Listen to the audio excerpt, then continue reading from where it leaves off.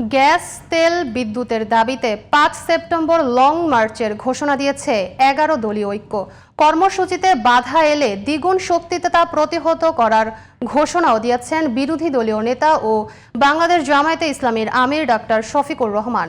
বৃহস্পতিবার ১১ দলীয় ঐক্যের অবস্থান কর্মসূচিতে জামায়াত আমির বলেন, গ্যাস, বিদ্যুৎ আর পানি না দিতে পারলে এই সরকারের পতন ঘটানো হবে।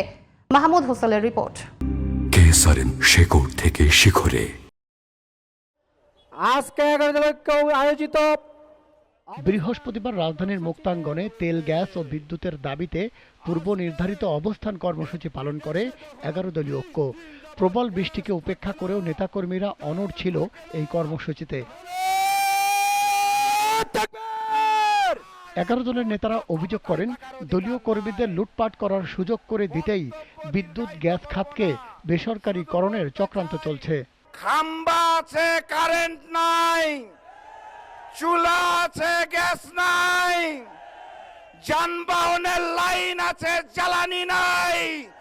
এত নাই নাই নাই এর দেশে ওই বিএনপি সরকারেরও আর প্রয়োজন নাই। যে দেশের চুলায় হাড়িতে আগুন জ্বালানো যায় না, ক্যাম্পাসে রক্ত ঝরে, যে দেশে কারখানা বন্ধ হয়, বিদ্যুৎ নাই এবং দুর্নীতির চরম শিখরে।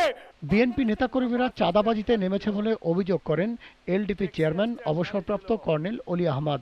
আর বিদ্যুতের ভুতুড়ে বিল বানিয়ে কমিশন বাণিজ্য চলছে বলে অভিযোগ নাহিদ ইসলামের। ২০ লক্ষাধিক লোক চাঁদাবাজিতে নেমে গেছে, তাদের কাজের সুযোগ হয়েছে। সুতরাং সব নাই নাই বললে তো হবে না। গত ৩ মাসে ৩১,০০০ কোটি টাকা ঋণ খেলাপি হয়েছে। যদি তারেক রহমানের সরকার জনগণের মৌলিক অধিকার গ্যাস, বিদ্যুৎ, কর্মসংস্থান এবং দ্রব্যমূল্য নিশ্চিত করতে না পারে, তবে এই সরকার ক্ষমতায় থাকার স্বপ্ন যেন না দেখে।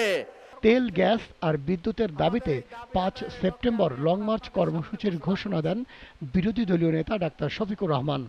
৫ই সেপ্টেম্বর ঢাকা থেকে চট্টগ্রামের পথে লং মার্চ। আমরা পরিষ্কার বলে দিচ্ছি, এই লং মার্চ জনগণের দাবি আদায়ের জন্যে।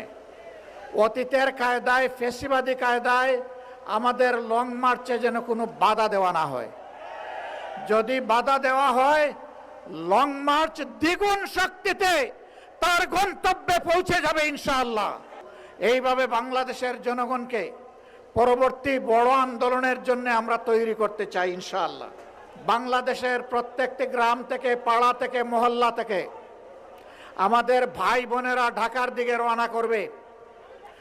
ঢাকায় মহাসমাবেশ অনুষ্ঠিত হবে ইনশাআল্লাহ। পরে সচিবালয় অভিমুখে যাত্রা করেন ১১ দলের শীর্ষ নেতারা। সংগ্রামী ভাই এবং বন্ধুগণ, মাহমুদ সোহেল, জিটিভি নিউজ, ঢাকা। ইতিমধ্যেই আমাদের মাঝে